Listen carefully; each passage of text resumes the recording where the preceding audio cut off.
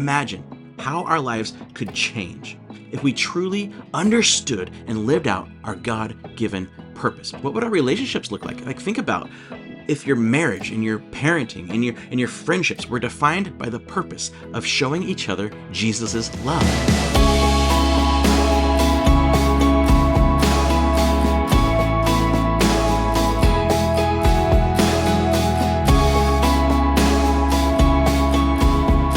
Whenever I'm in a new job or a new role or trying something new, I always get those questions of, am I doing this right?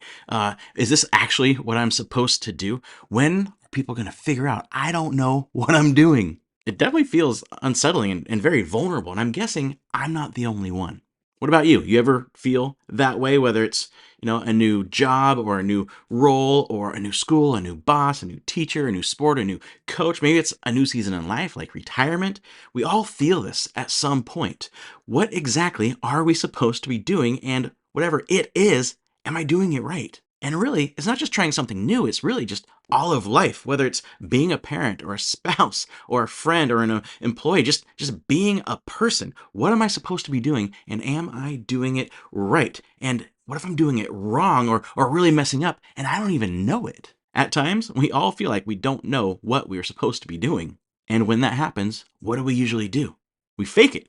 We fake it till we make it, hoping things work out and that nobody discovers our secret. See, the problem with fake it till you make it is we never know if we've actually made it because we don't know what it is. Without a clear understanding of our purpose, we just aimlessly wander through life, not knowing where we're going and what we're supposed to do. But what if someone came in and told you exactly why you're doing what you're doing?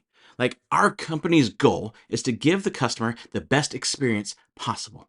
Or your goal in marriage is to make your spouse's life better. Suddenly, knowing what to do becomes a lot clearer because we have a clear why. Our why clarifies our what.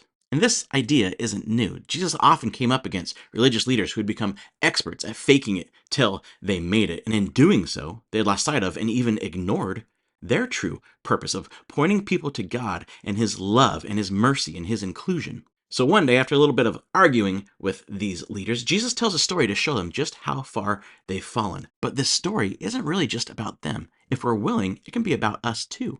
And we'll discover understanding God's purpose gives clarity for our lives. Then Jesus began teaching them with stories. A man planted a vineyard. He built a wall around it, dug a pit for pressing out the grape juice, and built a lookout tower. Then he leased the vineyard to tenant farmers and moved to another country. Now, the people would have immediately recognized the beginning of this story because the vineyard was a common theme in Jewish scriptures. And so these people know Jesus isn't just telling some story, he's actually retelling their story. Just as the owner had carefully and purposely, by hand, planted the vineyard, built a wall around it, dug a pit, built a watchtower, God had purposely and carefully planted a family, the Jews, from one man, Abraham. He chose them and guided them and grew them and refreshed them and rescued them and pruned them, all so that they would reflect His love and mercy and justice and peace to the rest of the world, so that they would invite everyone into this family. And as the owner leased out his vineyard to these tenant farmers, God had allowed leaders to care for His people, to keep them safe, to help them grow, to help them produce a good crop of love and peace and justice and mercy and care for others. God always uses people to care for His people. But the leaders didn't hold up their end of the bargain. At the time of the grape harvest, He sent one of His servants to collect His share of the crop. But the farmers grabbed the servant, beat him up, and sent him back empty-handed. The owner then sent another servant, but they insulted him and beat him over the head. The next servant he sent was killed.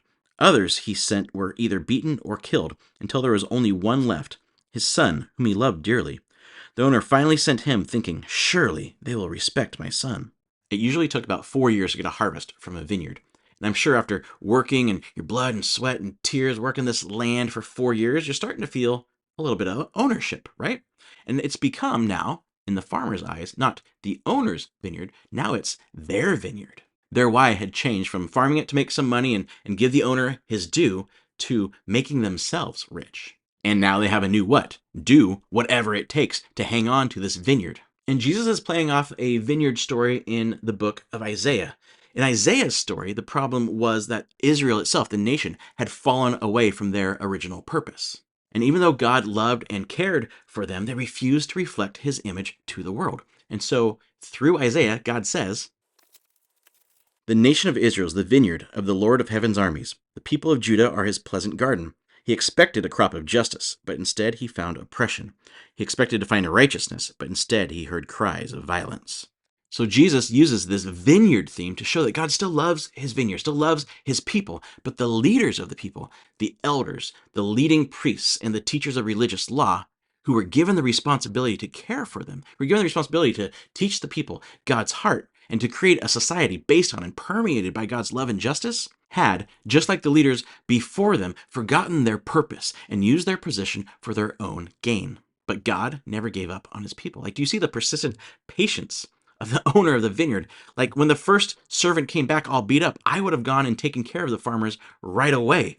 But God gave his people chance after chance.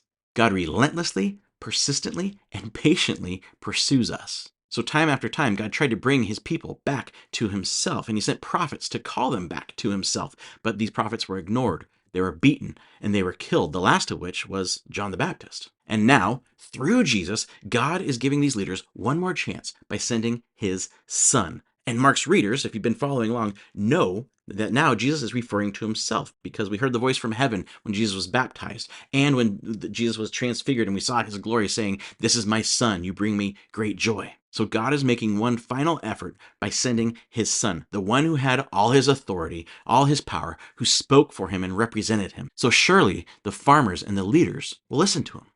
Well, probably not, and don't call me Shirley. But the tenant farmers said to one another, "Here comes the heir of this estate. Let's kill him and get the estate for ourselves." So they grabbed him and murdered him and threw his body out of the vineyard. When Jesus had flipped over the tables and shut down worship in the temple the day before this story was told, he had called these leaders thieves. They were robbing God of his worship from all the people of the world. They were robbing the poor of true justice, and they're robbing the Gentiles of their ability to hear about God. They had used what was God's for their own gain. They'd used the temple and its system to exclude others and make themselves richer and more powerful. They ignored their true why, their purpose, and they thought they owned the place when in fact they were just renting it from the owner. They had convinced themselves that they spoke for God and had his authority when in fact they were only working for themselves. They were so proud of their rules and their regulations and their rituals and their impressive and public prayers, so impressed with how others were impressed with their show of piety. All while doing nothing to help the actual people they were entrusted with, all without producing a harvest of love and peace and justice in themselves and in the nation of Israel. They were standing in God's way while claiming to be the example of what it looks like to live God's way. The wrong why sends our lives the wrong way, but they couldn't see it. They liked their power so much that they were willing to kill to keep it, and Jesus knows this and calls them on it. And what they don't know is the tables are going to be turned. "What do you suppose the owner of the vineyard will do?" Jesus asked. "I'll tell you. He will come and kill those farmers and lease the vineyard to others. Didn't you ever read this in the scriptures? The stone that the builders rejected has now become the cornerstone. This is the Lord's doing, and it is wonderful to see." The religious leaders wanted to arrest Jesus because they realized he was telling the story against them. They were the wicked farmers.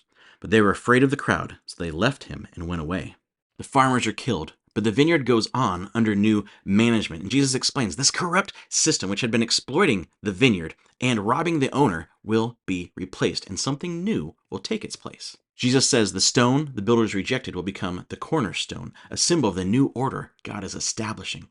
See, what the leaders considered insignificant will become the most vital part, and it will astonish everyone, showing God's mighty work. And Jesus' warning to the leaders is clear.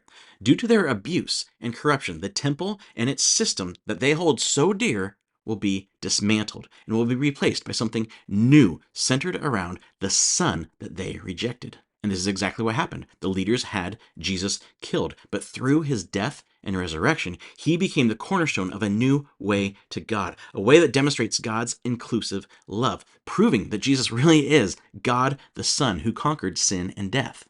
He removed what was keeping us from God and created a new people for himself, made up both of Gentiles and Jews. Jesus' purpose was to show the world God's all-inclusive love. The old system and its leaders had their time, and now there is a new crop and new tenant farmers. So what does this story actually mean for us today? Well, just as Jesus called the religious leaders to embrace his purpose and discover their true purpose, he now invites us to embrace a higher purpose, and in doing so, discover our why that clarifies everything else. Jesus invites us to work alongside him.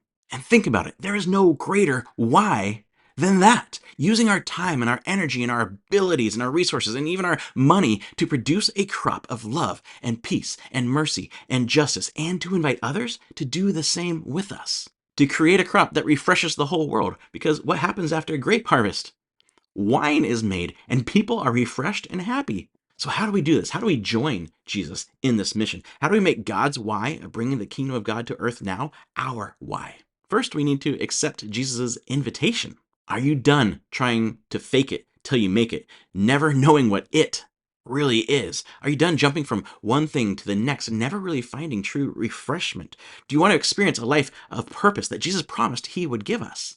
If so, choose to trust that Jesus is who he said he is and can do what he said he can do, and tell him, I accept your invitation. I want to be your follower. And then as you go through your daily routines and rhythms, evaluate everything through the why of Jesus. Have Jesus' why and purpose permeate everything else. Because as we said, when we look at life through our why and purpose, the what becomes so much clearer. What should I do? Well, what does Jesus' love look like in this situation? Am I doing this right? Well, does it look like Jesus' love? Should I go this way or that? Well, which one gives you a greater opportunity to show Jesus' love? And then, as you go through your life and you evaluate everything through Jesus' why, pray, Jesus, please give me your heart to carry out your purpose. So, imagine how our lives could change if we truly understood and lived out our God-given purpose. If we accepted Jesus' why and his purpose to show the world who God really is and invite everyone else into his family. What would our relationships look like? Like, think about if your marriage and your parenting and your friendships were defined by the purpose of showing each other Jesus' love.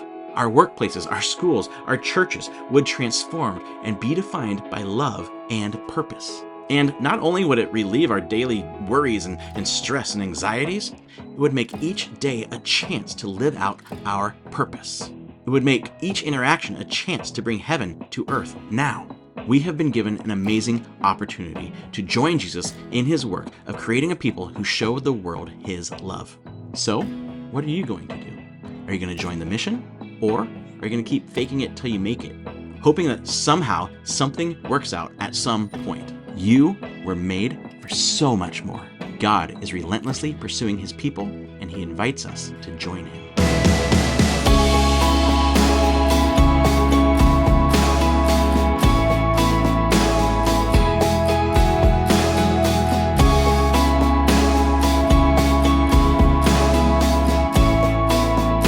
Thanks for watching and listening, especially if this is your first time. If you liked what you saw and heard, click like and subscribe so you don't miss another episode. We are a church in Salem, Oregon, and you can find out more about who we are and what we do at yourcrosscreek.com. And we love questions and conversations, so reach out to us at info@yourcrosscreek.com. And we are a nonprofit. We don't really exist without support from people just like you. So if you want to keep this good thing going, you can donate at yourcrosscreek.com/donate. And until we see you again, keep loving and stay classy, Salem.